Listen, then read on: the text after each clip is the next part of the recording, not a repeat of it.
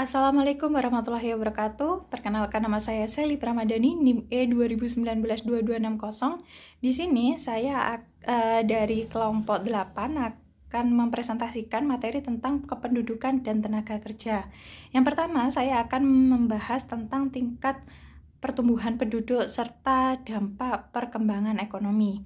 Yang pertama, penduduk sendiri memiliki dua peran dalam pertumbuhan ekonomi. Yang pertama dalam segi penawaran dan yang kedua ada dalam segi permintaan. Dalam segi penawaran, penduduk berfungsi sebagai konsumen.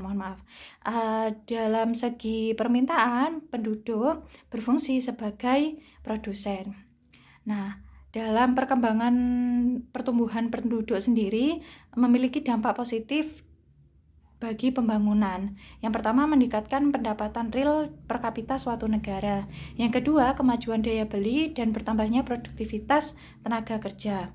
Akan tetapi, hal ini ditentang oleh pemikiran kaum klasik, yaitu Adam Smith dan Ricardo. Mereka menjelaskan bahwa hal tersebut saling bekerjaan antara pertumbuhan output dengan pertumbuhan penduduk. Maka lapangan pekerjaan yang dibutuhkan akan menjadi besar. Dan ketidakmampuan menyediakan lapangan pekerjaan akan berpengaruh pada hal penambahan pengangguran dan menurunkan kualitas hidup suatu bangsa. Yang selanjutnya ada pada struktur umur dan permasalahan penduduk negara berkembang. Yang pertama ada pada struktur umur. Jadi dilihat dari komposisi penduduk kurang dari 15 tahun sekitar 20-30% dari jumlah keseluruhan penduduk. Nah, yang terjadi di negara berkembang sendiri jumlahnya itu mencapai 40-45% dari jumlah keseluruhan penduduk. Sangat tidak seimbang. Dan umur penduduk sendiri yang tergolong produktif itu sekitar 15 tahun sampai 64 tahun dalam negara maju yang dipresentasikan oleh World Bank sehingga mencapai persentase 67%. Dan pada negara berkembang terjadi usia produktif itu hanya mencapai persentase 64% dan 54%.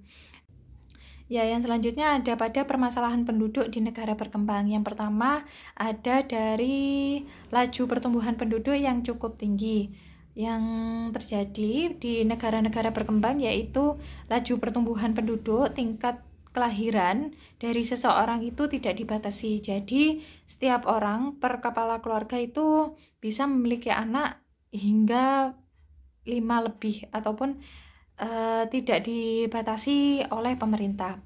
Yang kedua ada penyebaran penduduk antar daerah yang kurang seimbang. Jadi penyebaran penduduk ini sendiri terjadi karena kurangnya peningkatan ekonomi di desa sehingga para penduduk desa sering melakukan urbanisasi ke kota sehingga penyebaran penduduknya tidak merata. Jadi hanya terpusat pada di sisi kota saja, sedangkan di desa mereka mengalami ketertinggalan. Yang ketiga, ada kualitas kehidupan penduduk yang masih tergolong rendah dan harus ditingkatkan.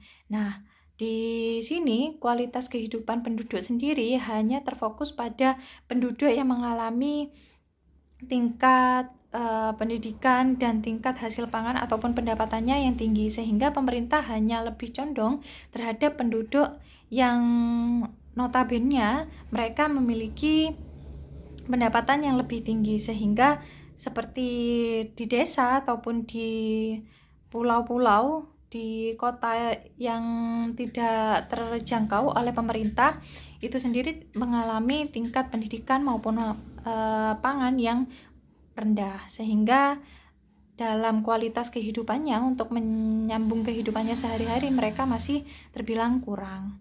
Sekian presentasi dari saya, mohon maaf apabila ada salah kata.